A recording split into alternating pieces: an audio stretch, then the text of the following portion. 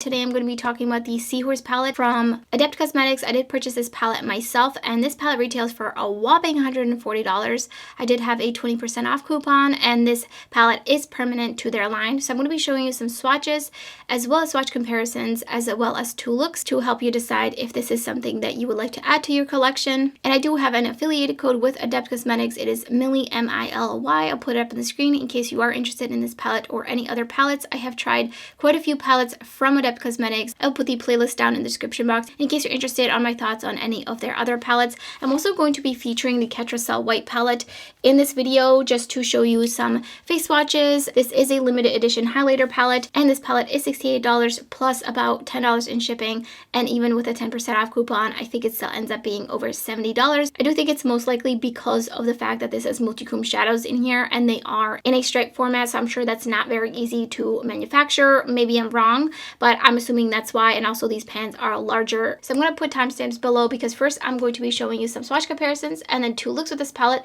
and then I'll jump into the Ketracel palette and show you cheek swatches of this one, and then at the end of the video I'll give you some of my thoughts.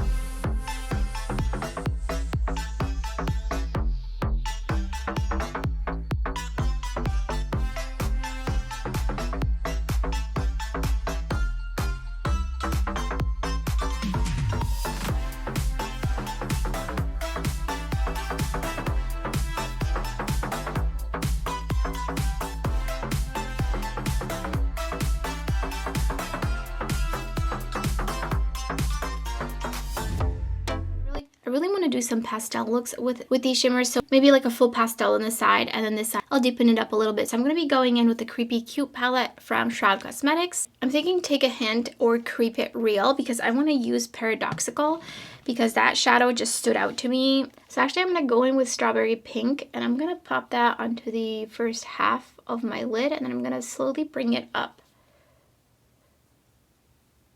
into my crease. And then next to that, I'm just wiping off this brush. This is the Refer 13 brush. I'm going to go in with Take a Hint. And it's just going to go right next to that. It's okay if they mix just a tiny bit, but obviously you don't want them to completely mix too much. And then just bringing it up. And then I'm going to take Creep It Real.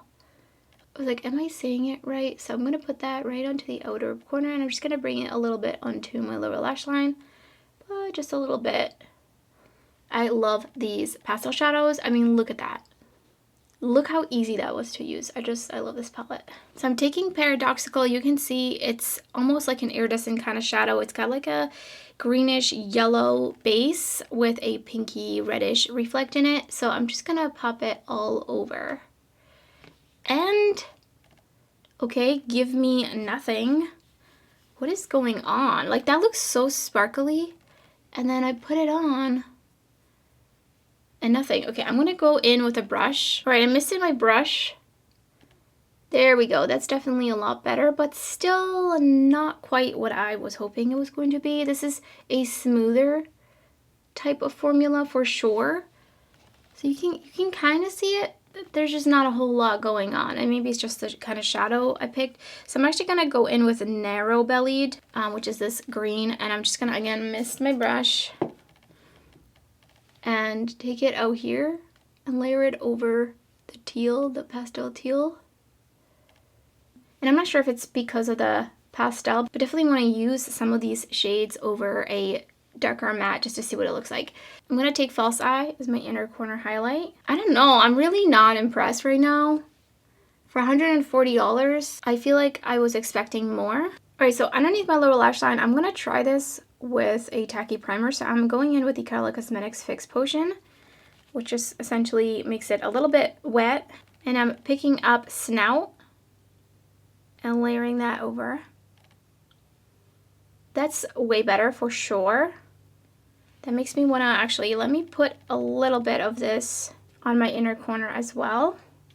And I'm going to go back in with Fish Eye to get just a little bit more punch. Okay, a little bit more punch. It was really, truly accurate. And here's the first finished look. Onto the second look, I'm going to be pairing the Creepy Cute 2 palette with the Moonfall palette for the deeper mattes. And I really want to use the shade Courtship. It definitely reminds me of shadows I've seen before. It also looks a little bit on the textured side, so I think it's going to be much sparklier on the lid, because this is definitely a more like sheer, almost satin kind of texture, even though it looked pretty shiny when I picked it up with my finger. So I'm taking Get Lost and I'm going to pop that right into the crease, center of my crease. And then just blend it out words into a kind of triangle shape. I'm just going to go in with a little bit more. That's kind of what I'm looking for. I feel like I'm kind of doing like the same look as the other eye. Really not intentionally. So next, I'm going to go in with Paws Off to this inner crease section. Dipping into Rebirth from the Moonfall palette, I'm just going to slowly build that up onto the outer corner to deepen this up. Is there a dark purple? Actually, I'm going to go in with Folklore after and put it on my lid. So I'm just slowly working that in and blending it out. I'm trying to keep it a little bit controlled, not get too out of control here. And then I picked up Folklore on this flat brush. This one's from Game Beauty. And I'm just going to pop that on the rest of my lid so we can really see how the shadow works on top of a darker base. So I'm taking Courtship, which looks absolutely stunning. And I'm going to pop that on top of this shade right here. And that looks very like piecey and sheer. I really kind of wish I used a tacky primer. So I'm going to go in with the Karla Cosmetics Fix Potion. And I'm going to pop that right here. And I'm going to pop it over the shimmer shadow actually too. And I'm going to pick up actually Giraffe. This one's a little bit flaky. You can kind of see it on the brush the way it picks up. I'm going to pop that right here. Oh yeah, that's definitely helping this stick down quite a bit too. Though sometimes I do like a little wash, but right now I'm trying to just see how much I can build these up, and definitely have quite a bit of fallout that is now dispersed all in my pores. Next I'm taking Get Lost underneath my lower lash line, and then I'm going to deepen it up again with Rebirth. And then going in underneath my lower lash line with the Karla Cosmetics Fix Potion.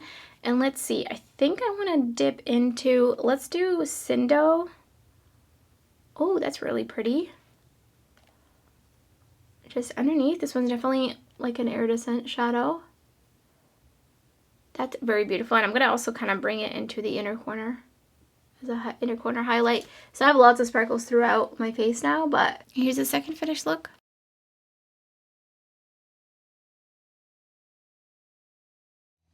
So I'm going to go in with Vorta. Oh, that feels really slippery. I'm glad, because I don't like when it's a little too thick and it feels almost sticky. It has a little bit of stickiness to it, but nothing like too crazy. So this shade's got like a pink to gold kind of shift. And I love me some cream highlighters, cream blushes, you name it. Oh, that is blending in so nicely. Wait, I really love this. I'm just really particular on the cream products I like. And that looks so beautiful. I'm going to turn the lights down a little bit so you can see it better. And then on the other side, I'm going to go in with Gem Hadar. Like an orangey reddish reflect to it. This one is really, really stunning. It's actually going to match my eyeshadow. So I'm just going to pop that onto this cheek. Oh, that's also beautiful. Okay, really like this formula. It's pretty subtle, which I like that. And it just kind of melts into the skin, so there's no sparkles or anything like that. So you can kind of see the shift as I turn this way. Really, really beautiful. And then this side, oh yeah, you can see the gold quite a bit. And then it goes all the way like to kind of like a lime greenish. So beautiful. I don't think this is going to dry down. It still feels a little bit tacky, but I'll let you know if it dries down within the next like half hour. So now I'm going to apply this powder that has the stripes. I am planning on doing a reel where I try to kind of swipe through and just apply like a rainbow highlighter kind of situation. But for this video, I'm just going to swirl my brush in and we're going to see what this looks like. I did notice, because I already tried filming a video with the rainbow stripes, that these are actually a little bit on the flaky side once you like, if you really push down into them. So I'll be careful if you're trying to swatch them, because you could kind of see my pan is a little wonky from me pushing down too hard. So here's what that looks like. I think I predominantly see blue and purple, and then maybe a little bit of green, but there's really a lot of flecks going on throughout, and then even lower lighting.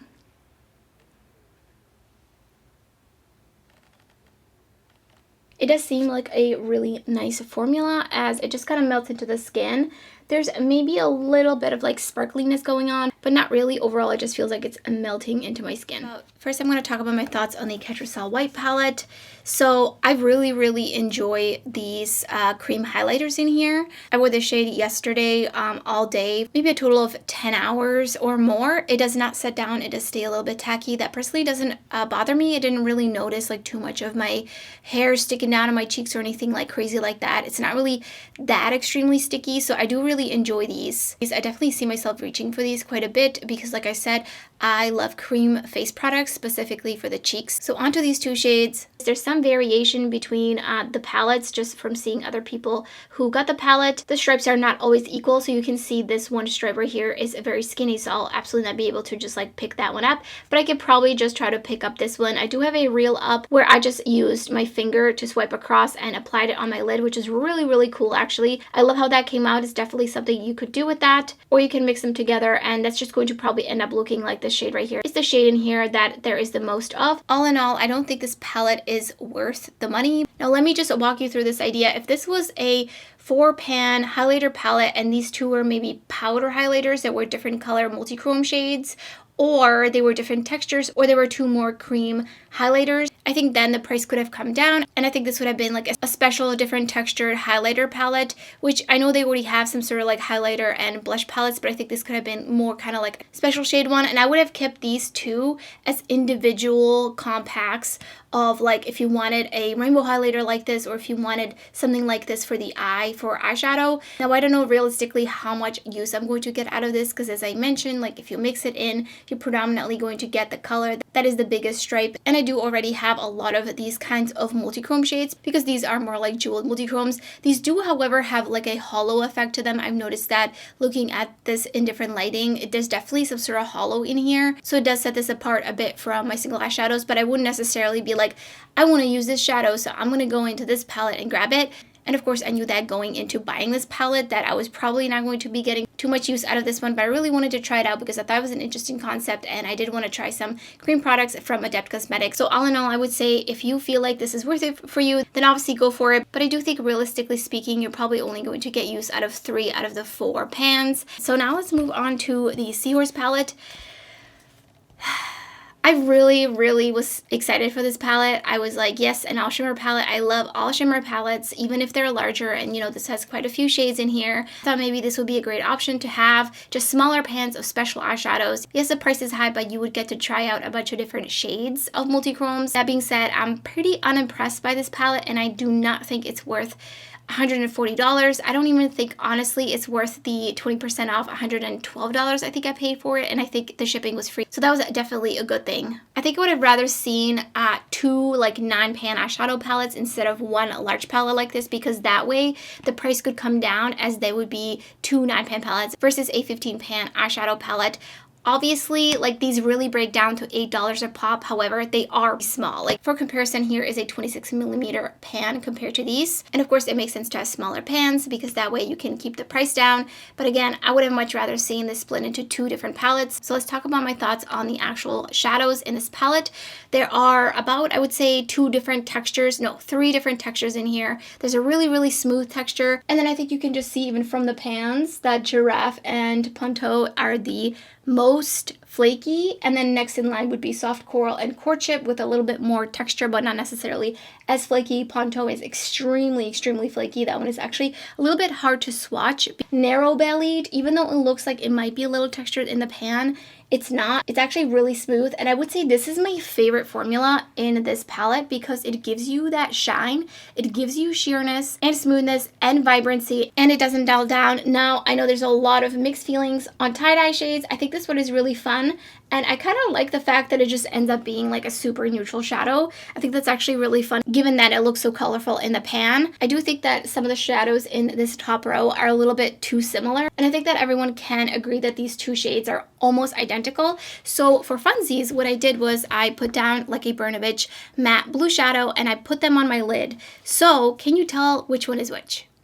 And I also put them on the inner corner. So this eye is Fig Me Thorny and this eye is Yakara's, and they're just almost identical. I'm not really sure why they're in this palette and they're next to each other. The difference between them is so minuscule, you're only really going to be able to see that in swatches, or maybe if you are really strategic in the kind of matte tone eyeshadow that you put under the shade. But it just feels really redundant for a $140 palette. I just think alone there should be no redundancies. These should all be pretty different. I do at least like the fact that there's different textures. Now I have quite a bit of experience with other Adept Cosmetics eyeshadows. There's a couple other palettes, the newer version of the Nihydran palette as well as the Plain Jane palette that I do have a video up. There is an iridescent shade that's more like this and this kind of formula, and these just don't really pack a punch. And I totally understand these are toppers. I understand, I read the description. I have lots of topper shadows. I love topper shadows because they are so versatile. That being said, these just satin out, and I'm really not a huge fan of satins. And for that reason, I feel like this palette, in what I was expecting from it, I think what I was expecting is more like their videos that they've been doing of swatches. Now, of course, this is pretty much ideal lighting because it is direct lighting and that can make almost anything sparkle. I would have loved to see more swatches, especially between now and the launch and now after the launch, that were not in such bright lighting and also a little bit out of focus, because I feel like this is what I was kind of imagining. So I did just swatch a couple of the shades, and I just obviously shot this with my phone. This is just window lighting, not direct lighting, and this is kind of more realistically what you'll see when you actually swatch them. Now it is a little bit washed out. It's hard to control with a phone camera, but I do feel like they just look a little bit more metallic when you just first kind of finger swatch them. And then here they are just swatched out on the back of my hand in the same lighting, and you can kind of see the texture. So I feel like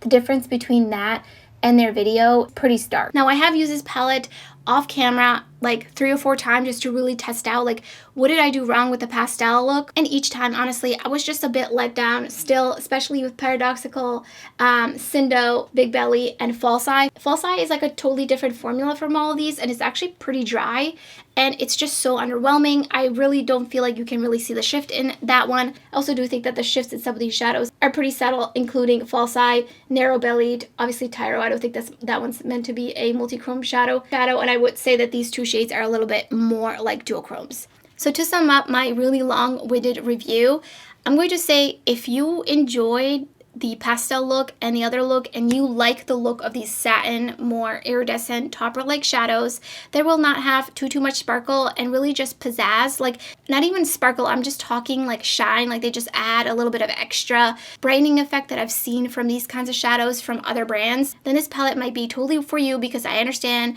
everyone has different preferences. I would say if you really want this palette and it's just really expensive, wait for another 20% off coupon code and ask for it as a gift, maybe for your birthday, for Christmas, or any other gifting opportunity. So these are my thoughts on this palette. Let me know in the comments below if you purchased it, what you think of it. I would really love to hear everyone else's thoughts on this. I hope you enjoyed the video, and if you did, don't forget to give it a thumbs up, and thank you so much for watching. I hope to see you next time.